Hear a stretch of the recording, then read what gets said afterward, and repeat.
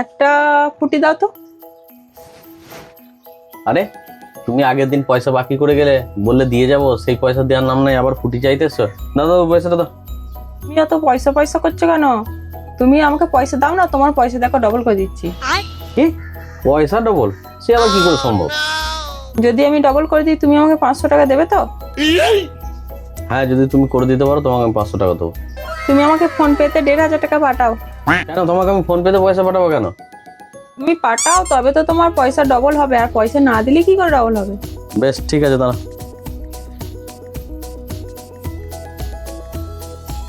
দেখো 1,500 টাকা পাঠিয়ে দিচ্ছি আমি তোমার ফোন। হ্যাঁ চলে এসছে। এবার ডবল করে দেখাও কি করে ডবল হচ্ছে। তুমি কত পেতে? আমি 1,500 টাকা পাই তোমার কাছে। এখন কত পাঠালে? এখন 1,500 টাকা পাঠালাম। কত হচ্ছে? ওর 3,000 টাকা হচ্ছে। তাহলে তোমার ওই যে টাকা ডবল হয়ে গেল, 1,500 টাকাটা 3,000 টাকা হয়ে গেল, বুঝলে?